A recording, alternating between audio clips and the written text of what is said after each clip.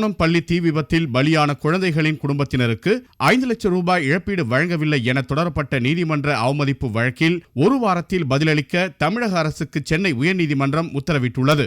கடந்த 2004ஆம் ஆண்டு ஜூலை மாதம் கும்பகோணம் ஸ்ரீகிருஷ்ணா பள்ளியில் ஏற்பட்ட தீ விபத்தில் 94 குழந்தைகள் உயிரிழந்தனர். இது தொடர்பாக சென்னை உயர்நீதிமன்றத்தில் தொடரப்பட்ட வழக்கில் பலியான குழந்தைகளின் பெற்றோர்களுக்கு தலா 5 லட்சம் ரூபாயும், கடும் காயத்துக்குள்ளான குழந்தைகளுக்கு தலா 5 லட்சம் ரூபாயும் 6% வட்டியுடன் வழங்க வேண்டும் என தமிழக அரசுக்கு ஏற்கனவே உத்தரவிடப்பட்டிருந்தது.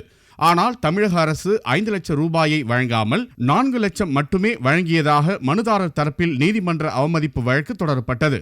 இந்த வழக்கை விசாரித்த பொறுப்பு தலைமை நீதிபதி குலுவாடி ரமேஷ், நீதிபதி மகாதேவன் அமர்வு ஒரு வார காலத்திற்குள் தமிழக அரசின் தலைமைச் செயலாளர் மற்றும் கல்வித்துறை செயலாளர் பதிலளிக்க உத்தரவிட்டனர்.